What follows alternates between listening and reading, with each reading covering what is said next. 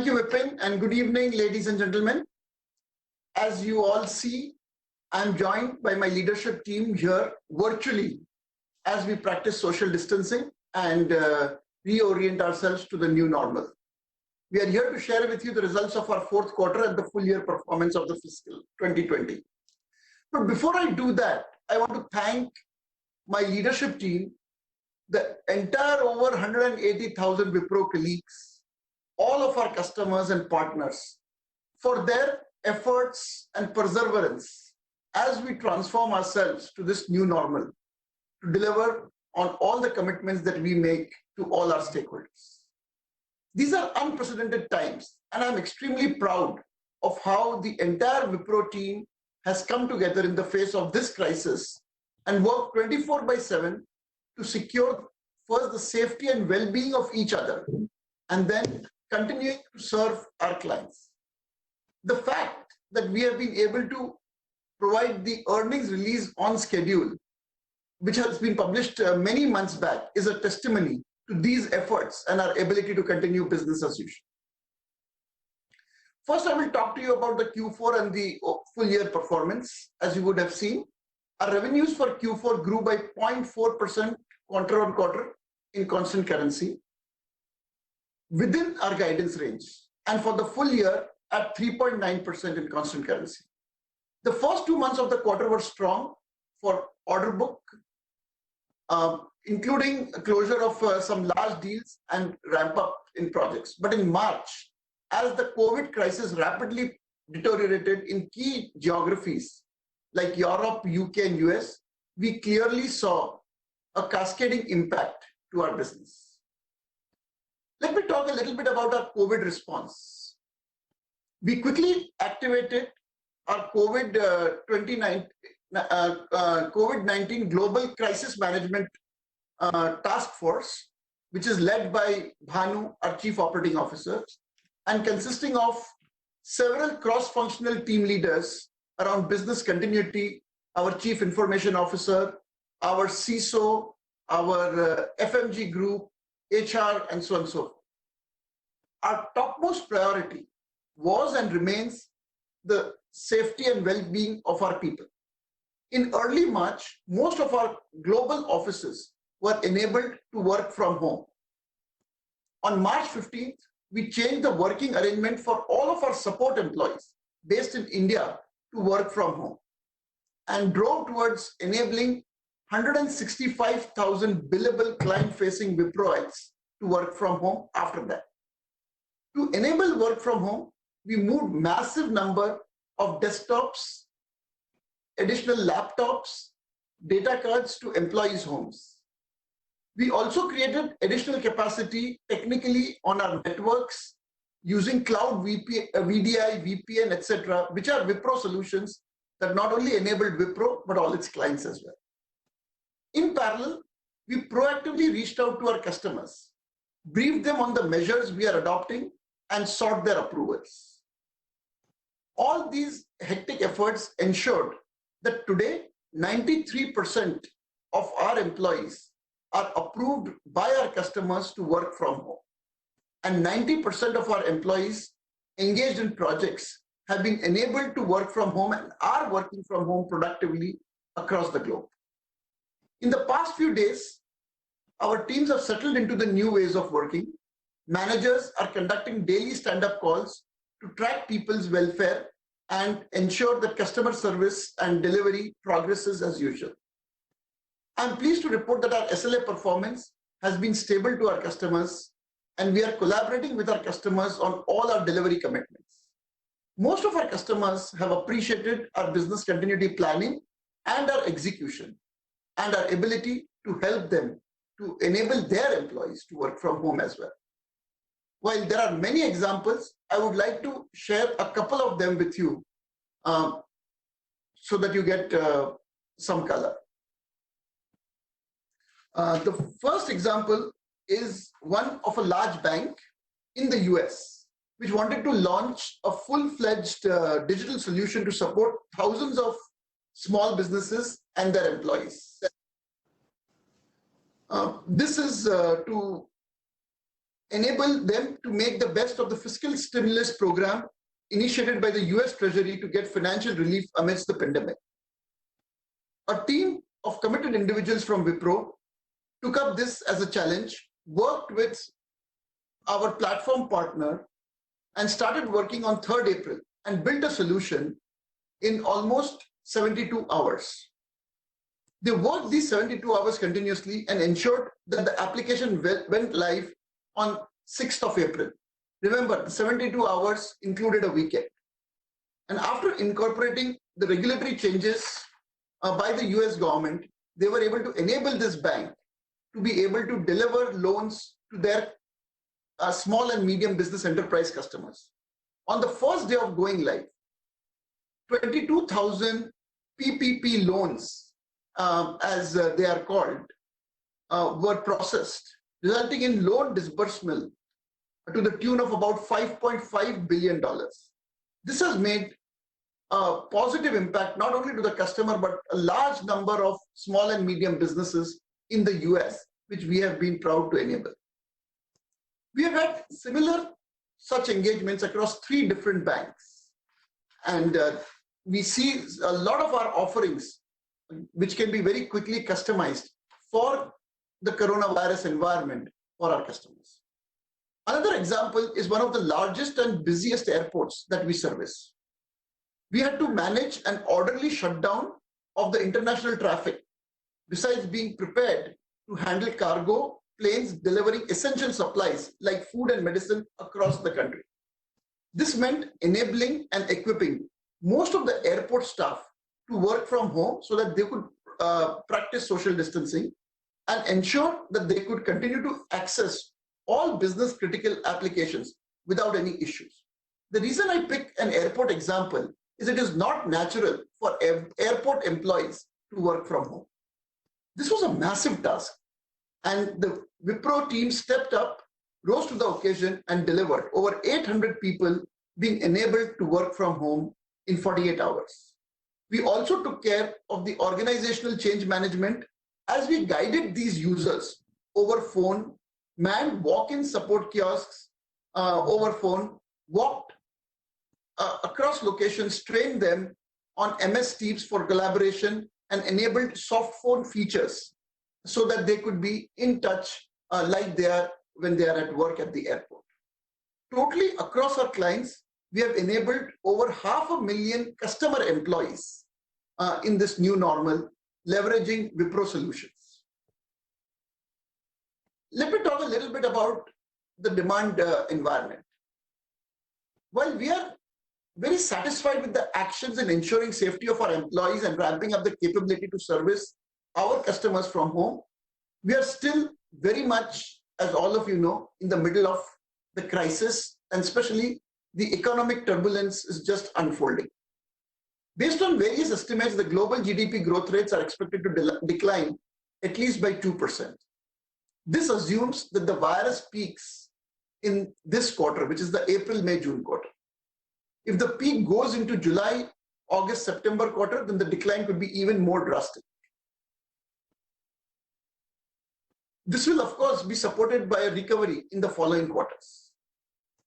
This is likely to have significant impact on our customers' business, their earnings, and hence their IT spends.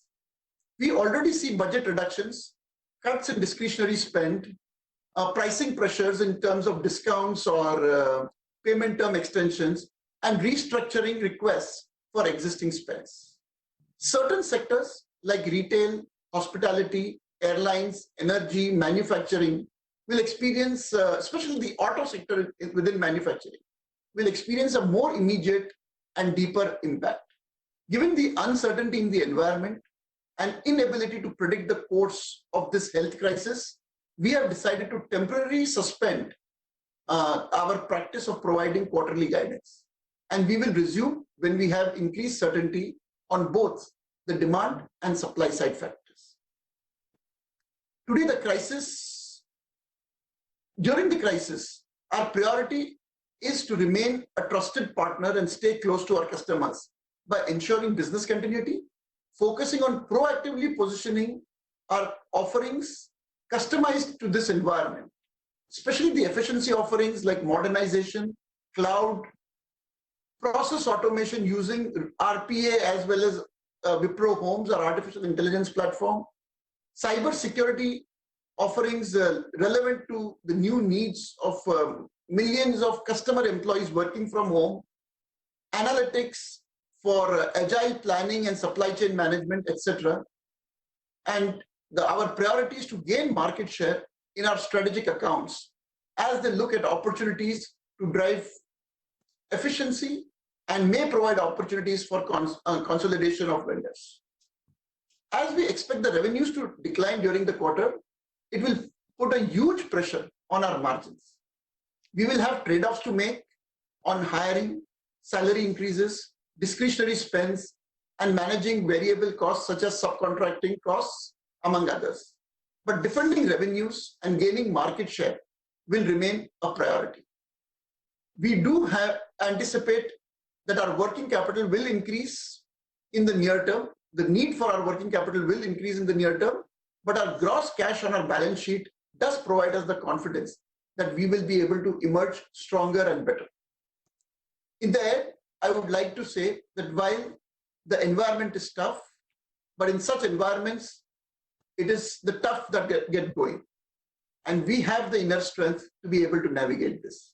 We will remain steadfast in our goals of employee safety, business continuity, and pivoting ourselves in the new normal.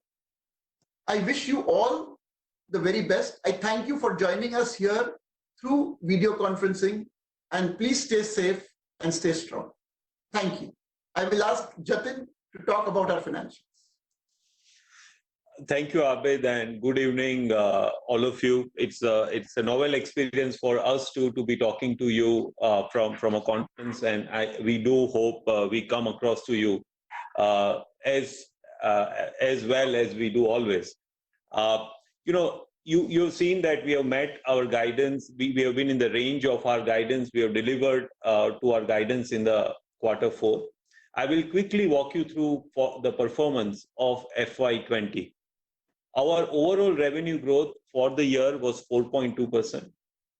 We expanded our operating margin by 0.2%, so we delivered 18.1% in our IT services segment. And that helped us grow our operating profits by 5.8%.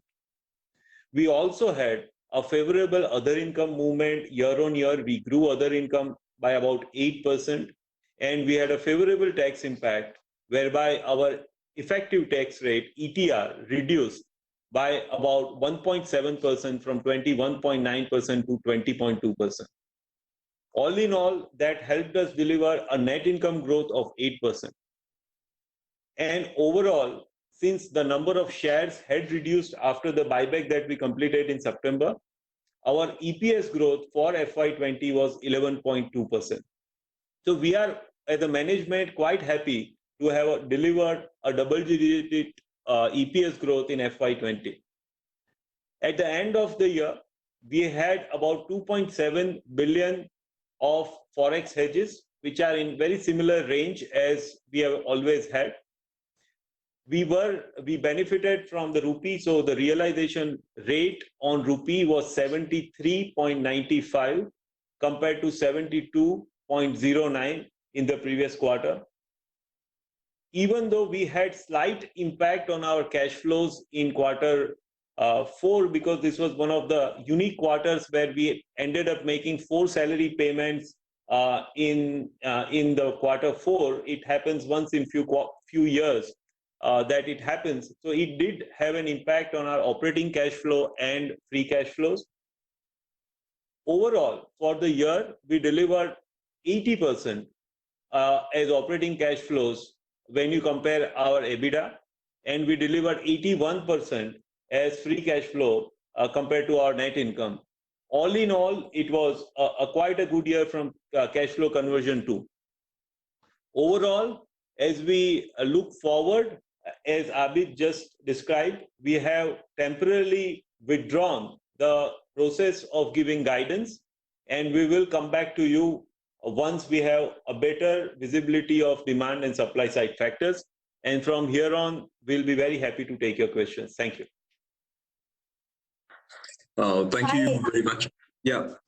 Please introduce yourself and update which channel you're from. Mugdha from CNBC Hi, TV Abid. 18. Uh, hello, Abid. Good to see you. Good to see all of you. Actually, even though you're at remote locations. So yes, challenging time. And Jatin, my first question to you is: yes, you have said that there are challenging quarters ahead. You have not given guidance for the next quarter. But really, what is the impact that you're going to expect in the next quarter, and when do you see the recovery coming in? Like Jatin said, if Abid said that if it slips into the September quarter, then really it's going to be a big impact. So a little color on that, Jatin. Abid, of course, too, you have announced, the company has announced succession plans, and of course, it's coming at a very difficult time. So really, what does this mean for the company? When do you see the move happening, and will it take longer given the current situation?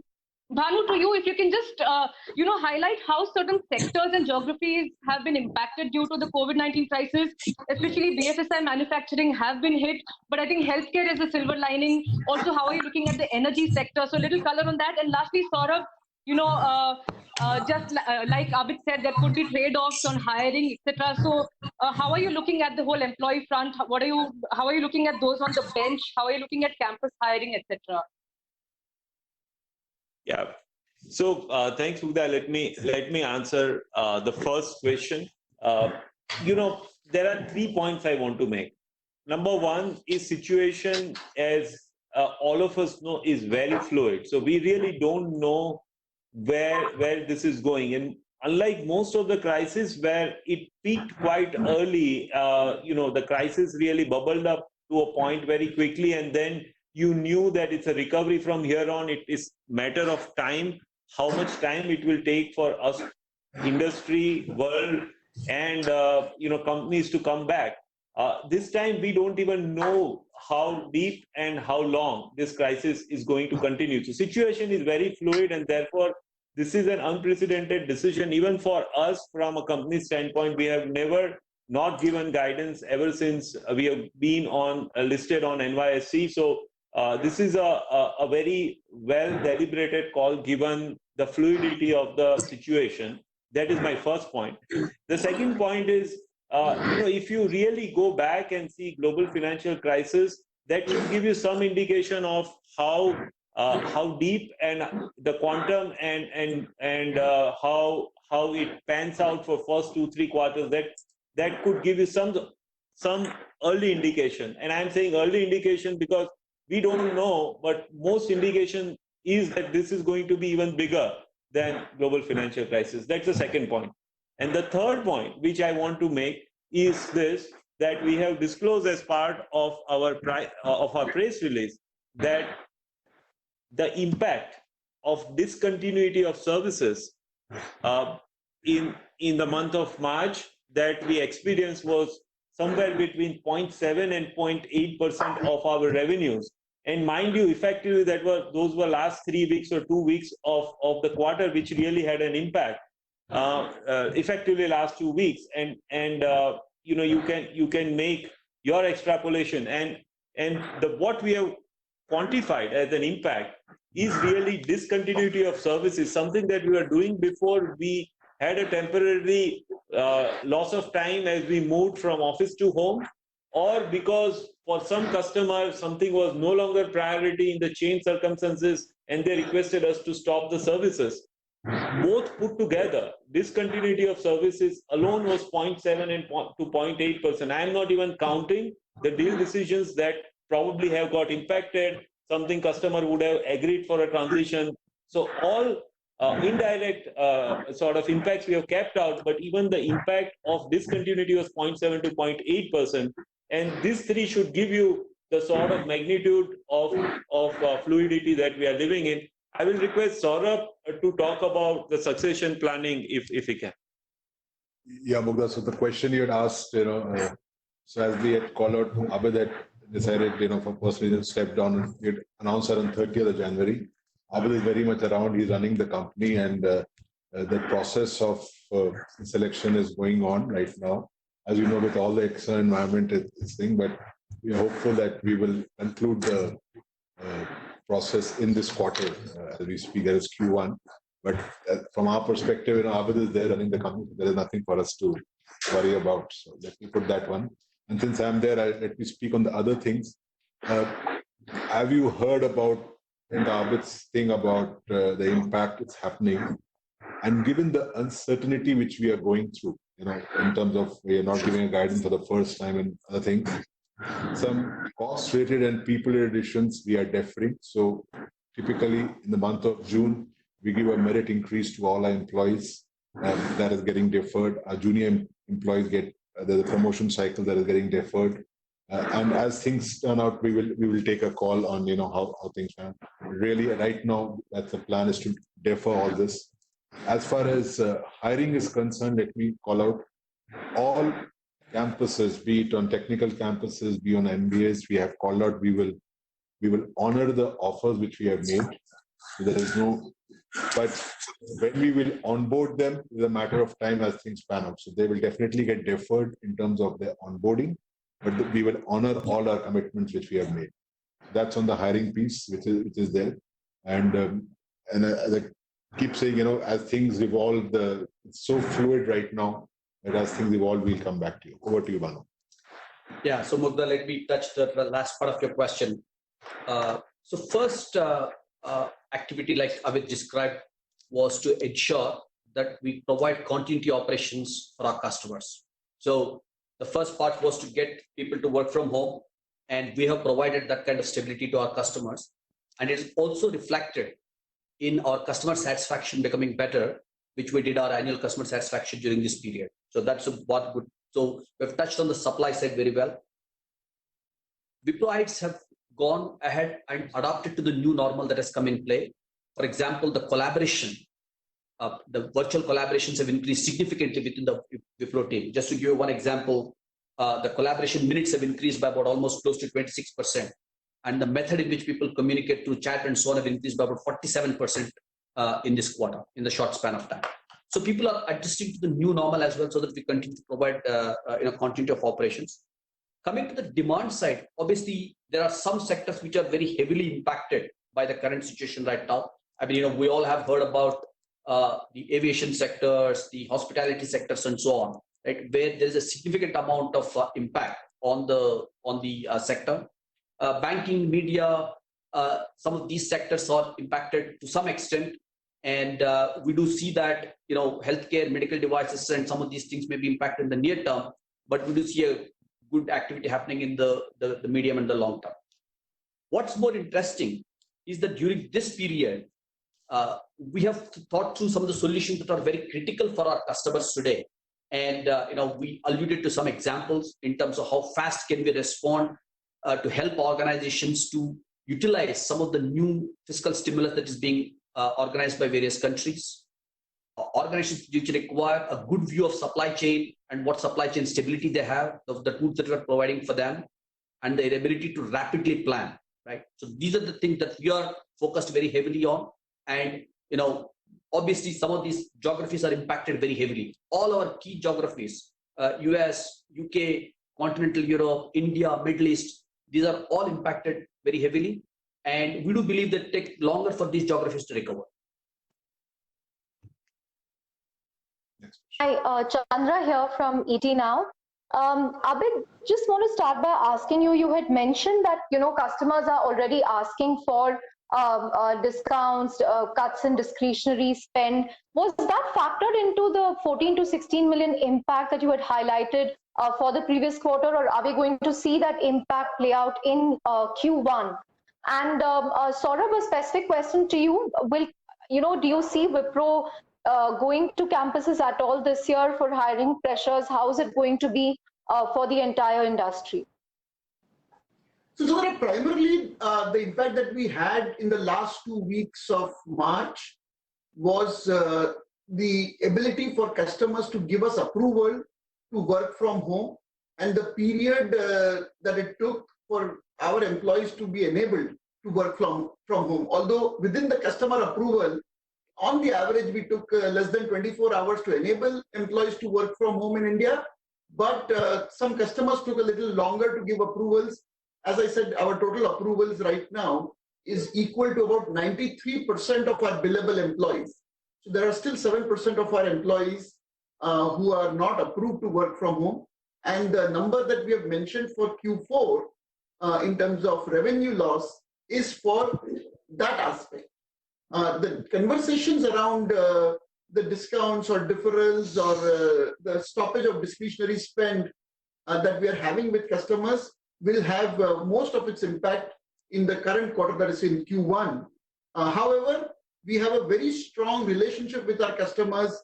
As Bhanu alluded to, our CSAT is at our all-time high.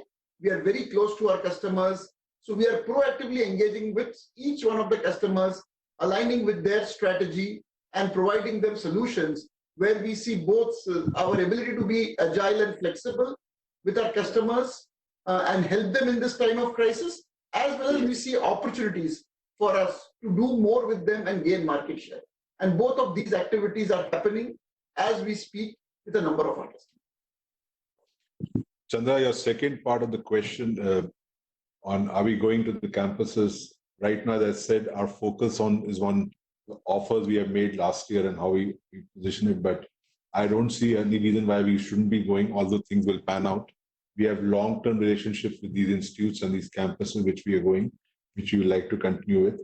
But a bit early to speak about it, but I don't see any reason why we shouldn't be going. But as things pan out, we will keep you posted. All right, next question. Sajid, you're next. Please introduce yourself and proceed. Thank you. Yeah, Sajid here from BloombergQuint. Good evening, gentlemen. I hope you're keeping yourself safe in this environment. My first question is to Abid. This entire COVID 2019 is also creating behavioral changes in the way people are going to work or may work going forward. What is your view on how the IT industry may transform going forward? And because if 93% of your employees can work from home, will you see a larger part of the industry now opting for that kind of work culture going forward? And my second question is to Jatin, especially on the working capital part of it. If you can give a little more detail on what kind of increase he sees in working capital and why he's seeing that increase in working capital.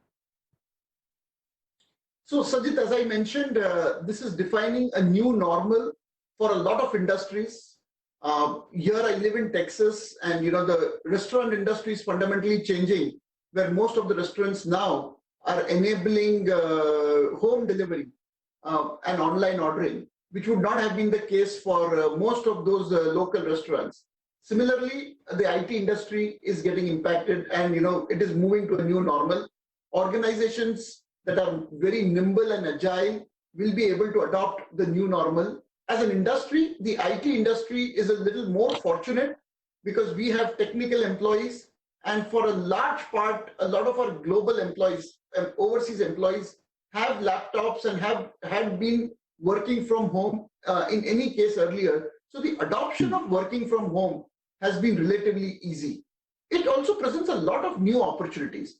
For example, every employee becomes a virtual employee, and hence, whether you're sitting 10 miles away from your customer's office at your home in the US, or you're sitting 10,000 miles away in India and working from your home, the experience is same. The bandwidth is available, the technology is available, that you can work in a very secure manner for your customer. And that will define a new normal and create new opportunities for us to be able to do more work globally. Top Coder, that is a Wipro crowdsourcing platform, and platforms like these will become more the norm going forward, because customers then can really leverage a virtual team on demand, which means as customers look to drive cost efficiencies and not have a large number of committed employees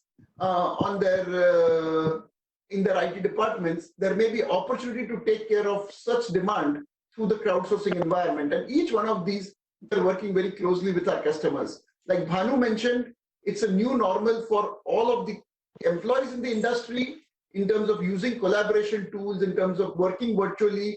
The management processes are changing. We ourselves have developed and are launching a new next generation delivery model for this new normal, which provides the machinery, the tools for our employees to be able to work the methodology so that they can work as productive in the new normal as they would work from offices. Having said all of this, a lot of it depends on the comfort of our customers, on the compliance to our contractual requirements that we've agreed with our customers, on cyber security and data privacy norms that are required, all of which have to be incorporated as we move to this new normal. But definitely, as an industry, we've always been very agile. We've always made sure that we adjust to the new normal. And I'm very confident that as an industry, we will come out first of the door to adjust to this new normal. And the 93% enablement for Wipro, for example, shows that actually in the IT part of our business, we are 98% enabled to work from home. The BPO part of the business does take a little longer, where both we have about 85% customer approval and about 75% enablement from home. Because some of the challenges that the BPO part of the business has is it has shift working. So a lot of times, 3 set of people across 3 shifts may use the same desktop.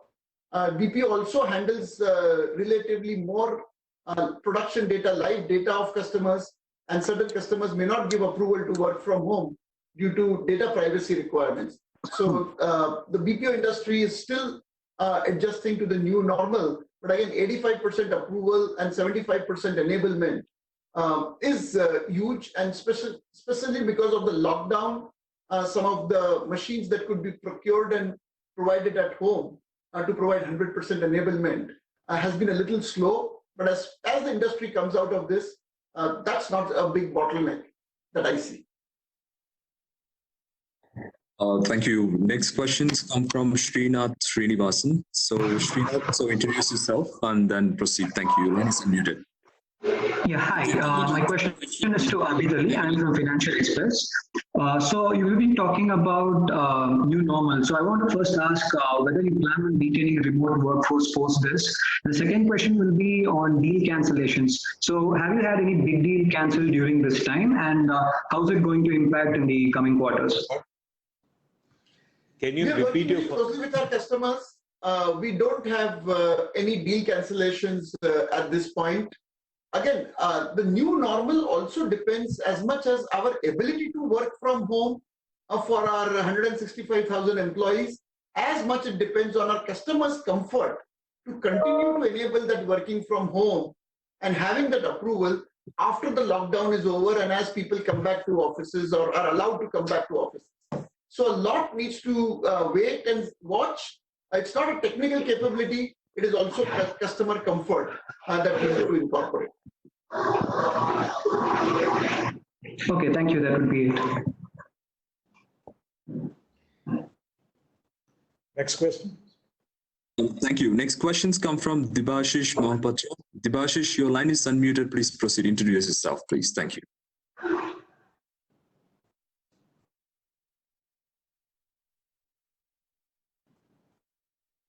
Hello. Yes, Debashish, please proceed. We can hear you. Yeah. Good afternoon, sir. Unprecedented times. Love to meet you physically, but we all have to meet virtually. I just want to understand, it's very unprecedented times, kind of a event of the century, people are saying. So how Wipro is going to cope up with deep slowdown that is going to happen in the demand side? And secondly, want to understand what will be your capital allocation strategy now. We have already saw some indication with your interim dividend, but will you conserve cash? And Jatin sir, want to understand what is the ratio of working capital to your free cash that is generated every quarter. Are you seeing a kind of strain in this ratio from working capital to free cash flow in Q1 and Q2? That's why you have refrained yourself from giving any guidance here. Thanks a lot, sir.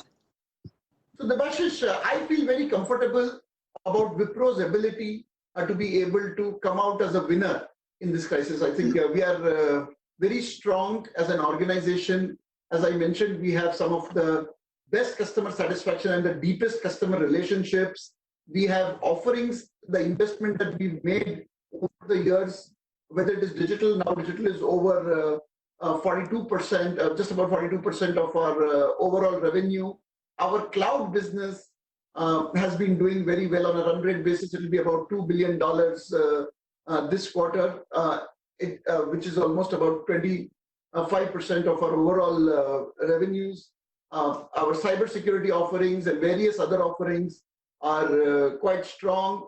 Our consulting business is almost 9% of our revenue, which is quite strong to be able to consultatively work with our customers and help them navigate through organizational change management during these times. We have strong intellectual property, strong platforms like Homes and many others which enable us to help customers through this crisis as they look for cost efficiency. We have a strong global talent model, including local employees across most of our markets that we have invested in, so that we are much more agile from a talent strategy through this crisis. So overall, I feel very comfortable that Wipro is well poised to make the most out of this crisis in terms of helping our customers and coming out stronger in the new normal. As any good organization would do, we have formed 3 task forces internally to focus on all of these areas. One, as I said, is led by Bhanu to maintain business continuity and do the crisis management here and now. And a lot of heavy lifting has been done on that aspect. The second task force is led by Jatin, our Chief Financial Officer, and he's looking at all of the strategies that we could adopt to be able to gain market share in our customers, and all of our presidents of the company are part of that task force, working closely with Jatin to define the strategy and to execute on that here and now and in the medium term, keeping ourselves very close to our customers. And the third task force obviously is led by Saurabh, which looks at all the people aspects and our corporate social responsibility aspects to be able to come out as in the true spirit of Wipro, come out as a strong citizen in the community and as a great employer for our people, looking at all of our HR and people policies, some of that that he alluded to already. So with deep leadership focus as well as strong foundation, I feel very comfortable that Wipro will come out as a winner through this crisis. The times are tough, but we are very well positioned to make the most of it, helping our customers, keeping our employees safe. I'll hand over to Jatin to answer the rest of your question. Yes, so Devashish, I will respond to your working capital requirement and how does it correlate with our free cash flows. So if you see, and I will draw your attention to our press release, and if you look at our balance sheet, and if you see the last column on our balance sheet, you will see something called as convenient translation in dollars. And for ease of reference, I am using those numbers so that you can correlate with that. You will see total current assets on our balance sheet, which is roughly $6.9 billion. And if you see total current liabilities on our balance sheet, that number is $2.9 billion. So at any point in time, we have roughly $4 billion of current assets minus current liabilities. However, these current assets also include our cash and cash equivalent. So that itself is between, it's about $3.4 billion, give and take, what is sitting in this. So we don't run on a very, very large working capital requirement. If you see, even if you see that that number is anywhere between $600-700 million to $1 billion, that is around 7,000 crores, 7,500 crores is today's translation. But what we typically generate is our free cash flow equal to our net income. While this year we have been little short, but typically we have free cash flow equal to net income. And net income for this fiscal has been 9,700 crores sort of number. So we every year generate equal to our investment into working capital or significantly more than that. So I'm not worried about our ability to generate sufficient cash from our operation to fund our working capital requirement. However, working capital requirement is working capital health reflects the sort of tightness of operation of the organization. So we take big pride in terms of how do we move our DSO, how do we manage our working capital. So we will have some impact on that in short term, because there will be probably requests for deferred payment terms, etc. But we don't see that impacting in any manner our ability to run our operations smoothly. I will also remind that we have $3.4 billion of cash on the balance sheet on net basis and $4.4 billion of cash on the balance sheet on gross basis. So this could be the time where we could even look at a possible well-priced M&A opportunity without having to worry about whether we have sufficient cash or not. It doesn't impair our ability to look at opportunities in any manner. That's the point that I would like to leave you with, Debashis. Thank you. Thank you, dear participants. So we have time for one last question. So we have Swati Murthy online. Swati, introduce yourself and proceed. Thank you. Your line is unmuted. Hi, this is Swati from Money Control. I have just a couple of questions. One is on hiring again. So last quarter, he said 12,000 fresh the campus graduates would be hired. So what was the hiring in Q4? And what is planned for Q1? And Saurabh also mentioned that there might be deferrals. So during 2008 crisis, I remember the deferrals was as long as a year. So is that something you're expecting this year as well? That is one. And one more is on the exposure to BPO. So Wipro has a high exposure to BPO. And I would like to know what exactly is the exposure to BPO is compared to the overall revenue, and what kind of impact it will have on the overall performance of the company. So, I will answer the first part and then I'll request Bhanu to speak on the impact of COVID and BPO on this one. So on the hiring piece, as I said, and I alluded to earlier, given our work which we had done in the previous year, in the previous quarters, we had headspace for improved utilization. So we went slow on hiring, and in Q4 and the last couple of weeks were anyway slow. So you see a reduction on the overall headcount reduction, but that's what we are. As of now, the way, and so that's for Q4. And if you see, the utilization has gone up by about 3% plus or so. Yeah. And we still believe there's headspace for us.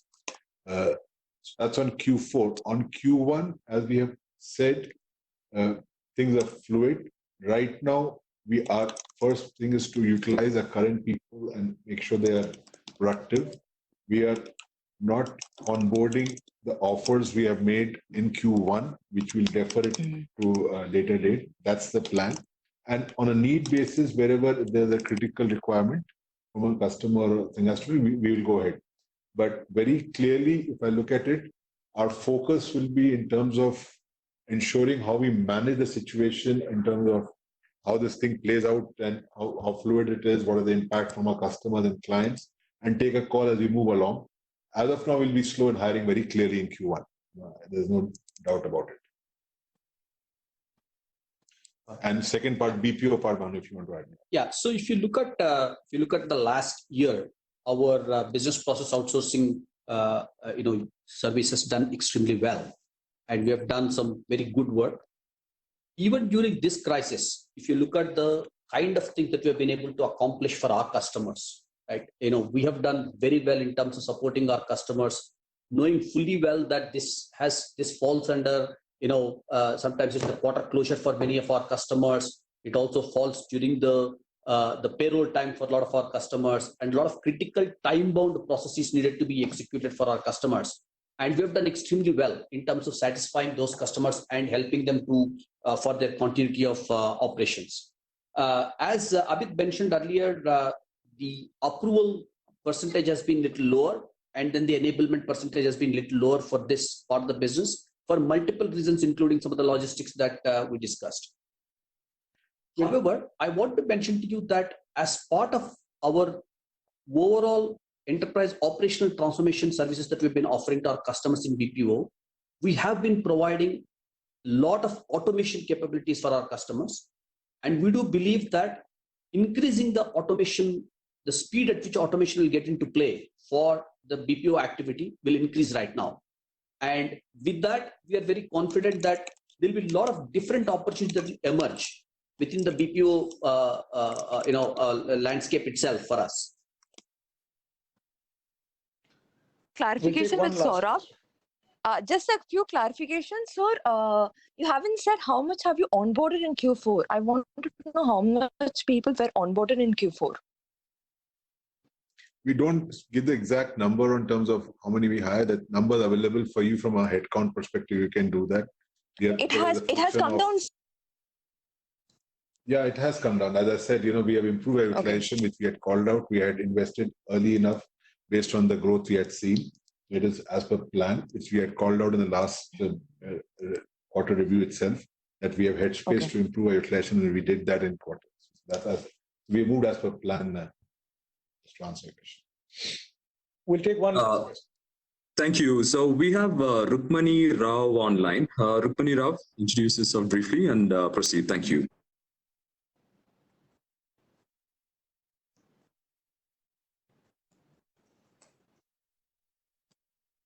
Rukmani, I can see your line is unmuted. You can proceed.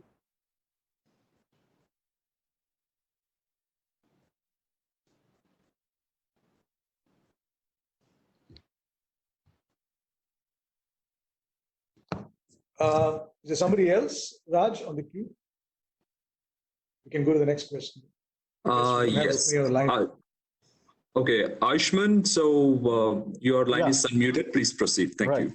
Hi, this is Ayushman here from the Mint. My question is to Jatin. Though the year-on-year revenue is, though the year-on-year profit is actually grown, but on a sequential basis, your profit has declined 5.3%. If you can just throw some light on that, please.